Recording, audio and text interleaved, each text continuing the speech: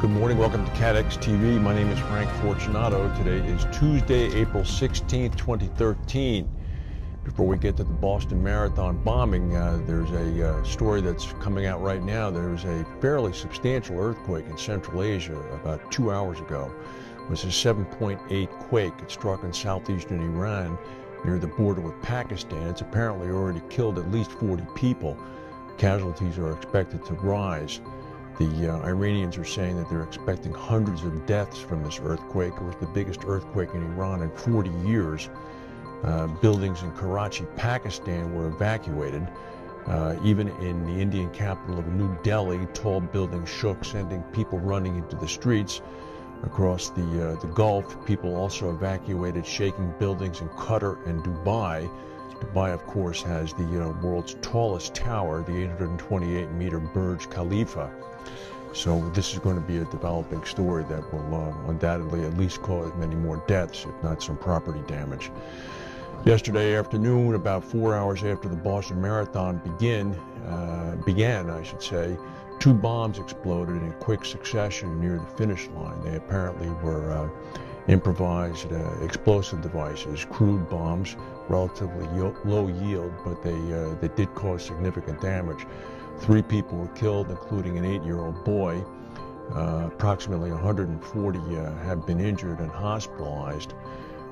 Police apparently discovered 3 other bombs that had not yet been detonated, which they defused.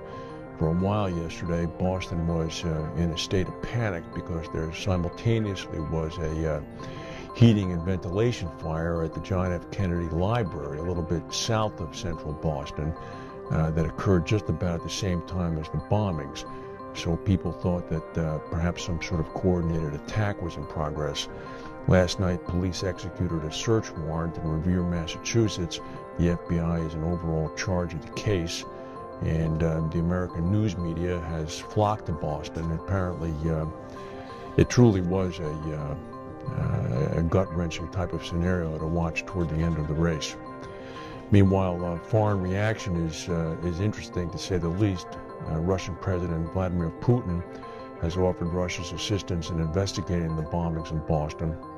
He published a condolence note on the Kremlin website this morning, saying that the international community should come together to fight terrorism. He said Russia would be ready to provide assistance to American authorities into the probe if requested. China has strongly condemned the bombing and is firmly opposed to any attack aimed at common people. This is according to our foreign ministry spokesman this morning at a press briefing. He said, "We extend our deep condolences and sincere regards to the victims and their relatives." Meanwhile, the Taliban in Pakistan issued a statement to the Daily Telegraph in London that they were not involved in carrying out the Boston attacks. They said, "We will issue a fuller statement only when those who have done this make any claim."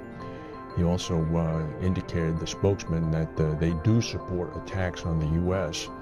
The group had claimed responsibility for the botched 2010 attack on Times Square, and it obviously has close ties with al-qaeda. No word from North Korea. The 2 bombs that exploded at the finish line yesterday are likely to spark debate now about the extension of the Terrorism Risk Insurance Protection Reauthorization, or TRIPRA. TRIPRA, which provides government backing to terrorism insurance policies in the United States, is due to expire at the end of 2014. Congress is currently debating whether to extend the act. The House of Representatives has introduced a bill to do just that. TRIPRA is the latest incarnation of the facility set up to provide terrorism reinsurance capacity after the September 11th attacks. Meanwhile, this weekend, there is some concern because the London Marathon is scheduled. It's going to go ahead as planned. The London Marathon chief said, "Our security plan is developed jointly with the Metropolitan Police, and we were in contact with them as soon as we heard the news about the Boston bombings." Also, the president of the Insurance Information Institute, Bob Hartwig, who's a well-known industry figure, was nearby the 2 explosions. He was at the finish line waiting for his wife and son to finish running. He was about 100 feet away, apparently. He said that damage to the property in the area seems to have been light. Little information has been released about insurance implications of the bombing. The marathon attracts tens of thousands of visitors, many from abroad, and special travel insurance policies are sold for the event from companies such as Manulife. Hartwig noted that any injuries to public safety and marathon staff would be covered by workers' comp policies. Well, the broking giant Aon, as we reported yesterday, is discussing with the Lloyd's chiefs concerns about its planned Berkshire Hathaway sidecar. Greg Case, the CEO of Aon, flew from Chicago to London last week to meet personally with Richard Ward and John Nelson.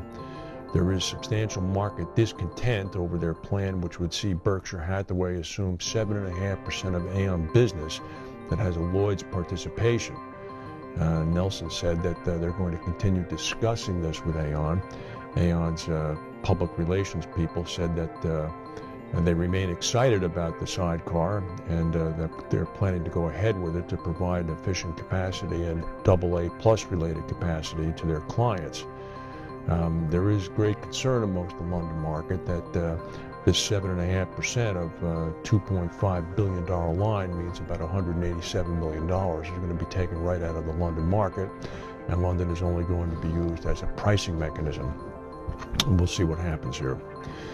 Bermudian insurers and reinsurers have reported about $3 billion in estimated claims that they paid out from Superstorm Sandy. They have reported nearly $3 billion in losses from Superstorm Sandy to date, meaning they have now paid out $35 billion in claims payments to U.S. buyers in the past 11 years. This is according to the Association of Bermuda Insurers and Reinsurers. Brad Kading, their executive director, made this announcement. The ABIR is composed of about 21 insurers and reinsurers on the island. Of course, Mr. Kading said that this catastrophe loss contribution is very beneficial for consumers around the globe as well as American consumers.